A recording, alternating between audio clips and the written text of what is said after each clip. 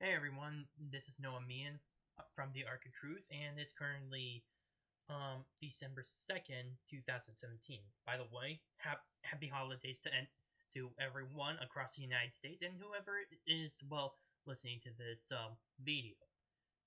As a result of me not um uh, uploading any videos on the Monday or Friday I'm gonna be that I was supposed to do this week, which by the way I apologize. In this video, I'm going to be talking about two subjects that have been happening over the past few days. For the first one, I'm going to be talking about Kate Steinle. There was already a trial going on in San Francisco with Kate's murder already being apprehended after her murder two years ago.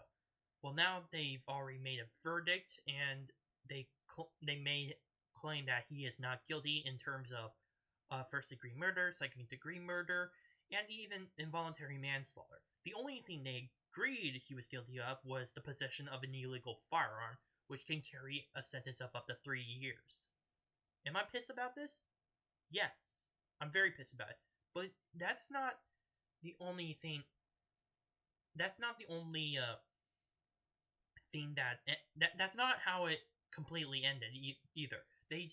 After the jury found him not guilty, despite him being an illegal immigrant, they just let him be, and in fact just not arrest him and let him go about his day as if nothing happened, because San Francisco has a sanctuary city policy, and they basically are saying to screw themselves. That's basically what they're saying. And again, this is not the very end of that. There was actually the conference with the defense attorney talking about how this was a major victory for immigrants' rights. It's kind of funny because, well, that guy illegally came in here and was deported at least 5 times and committed several other criminal activities before Kate Steinle's murder in 2015. Drunk driving being one of them. And again, 5 deportations. That should really mean something. This should honestly be a book and closed case. Open and closed case. That's what I meant to say. And yet the jury found him not guilty. I don't know what the jury's reasons for this verdict was for, but apparently it riled up a lot of people across the United States.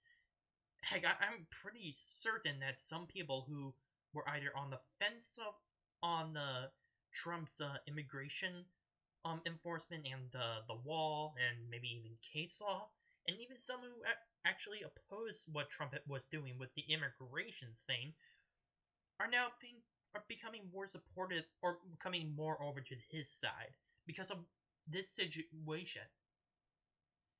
And to further go on with the conference, this same defense attorney was actually complaining about Donald Trump using this same thing, using this case as a way to support mass deportations, to stop illegal immigration, and blah blah blah blah blah, that sort of thing.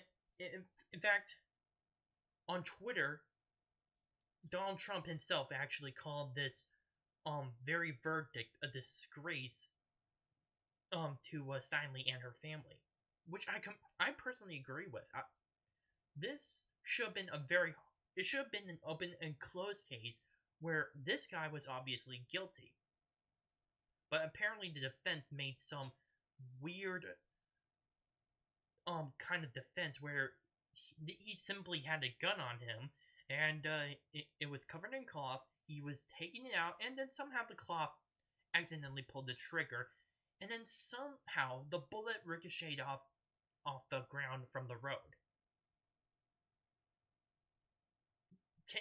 That's kind of, to be honest, Now that I think about it, that is a very lazy story.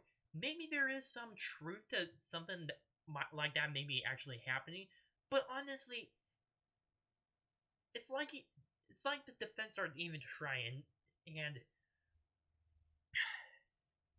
I don't know what to say about it. But unfortunately, the jury found him not guilty on most charges.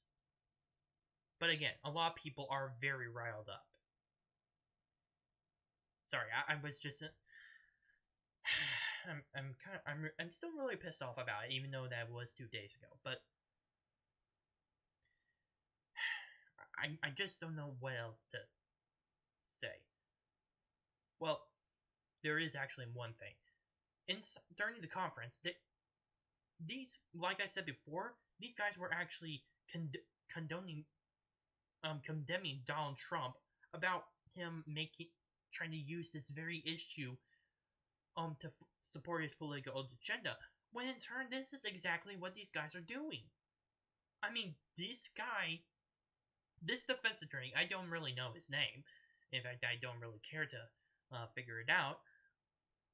He basically just made this all political from the very beginning.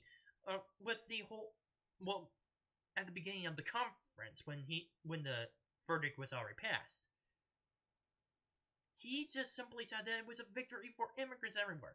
How the heck does that not get any political than that? I mean, seriously, they're in California, a state which is proposed to eventually become a sanctuary state, which will defy federal law when it comes to immigration and prevent ICE from doing their job. Hell, even some of the police officers, I think most of them in the state of California, object to this, and they're thinking about trying to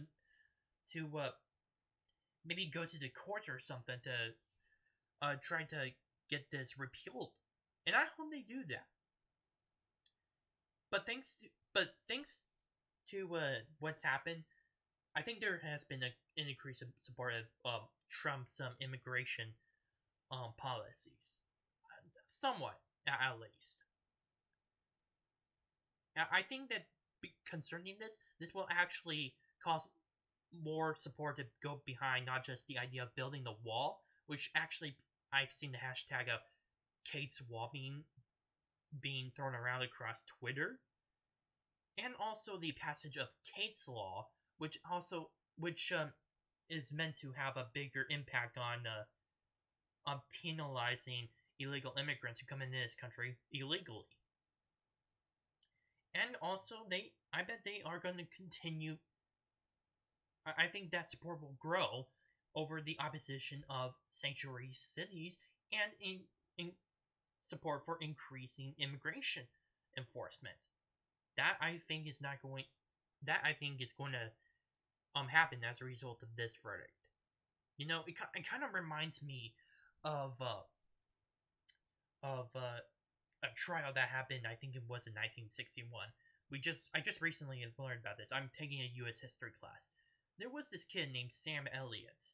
He was an African American from Detroit, and he was actually visiting Mississippi to see some of his relatives. I bet you guys know where I'm going with this.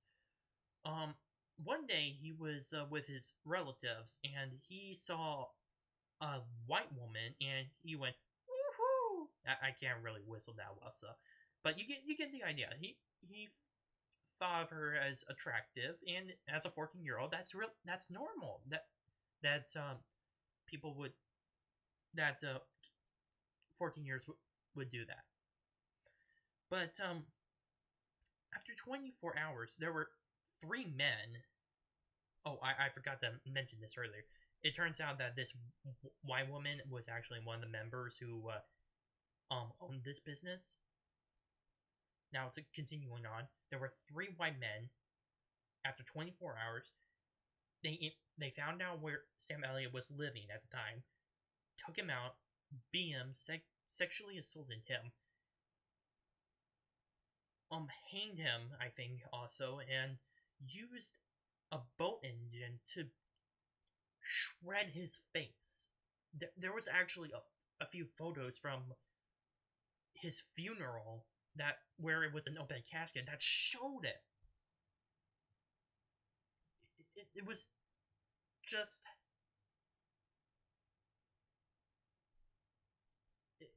the picture alone explains for itself. It's very disturbing, and I don't really suggest that you look at it because it's very graphic.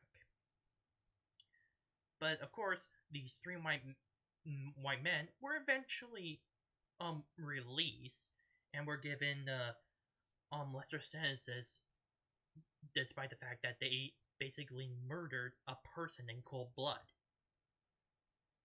Now, I kind of find similarities with this with the current issue with Kate Steinle's case, where because simply this guy is an illegal immigrant, and he is the one who is going to be let out. He's going to get a lesser charge, and he's not going to get a harsher sentence, despite the fact that he was the one who murdered Kate Steinle. Again, I really hope that there is greater outlash as a result of this verdict. Now, on to the second thing, and I am going so I'll very far into this video, so I'm gonna make it quick. Michael Flynn, the former national security advisor for President Donald Trump, has officially pleaded not guilty over the case of lying to the federal courts. This is kind of a big issue for Trump because, well, he was kind of one of his stand-up guys during the campaign and during his time as a national security advisor. He was definitely very close to the President of the United States. Apparently that changed since he was eventually fired after lying to the Vice President of the United States, Mike Pence, and that there was evidence that he was actually colluding with another country. I think it was Turkey. I think it was, but it definitely wasn't Russia. But nonetheless, that already fueled fire to the whole Russian collusion thing, which I still think is complete crap. But now there are. I don't know what the plea deal that he gave was, not just for a lesser sentence, but what were the conditions of having that said lesser sentence, besides pleading guilty, of course. But I've been hearing a lot of people across the internet saying that he's gonna testify against Trump. I don't know what's going to happen, so I'm just gonna be looking into it from for right now. I mean, this is a relatively new story that's come out. I will definitely update you guys on further events I'll follow on either next Monday or next Friday. But in the meantime, Michael Flynn has already pleaded guilty, and this would definitely seem to hurt Trump in a way. Does it have a big effect that everybody in the media is thinking of? Absolutely not. Michael Flynn has already gone out.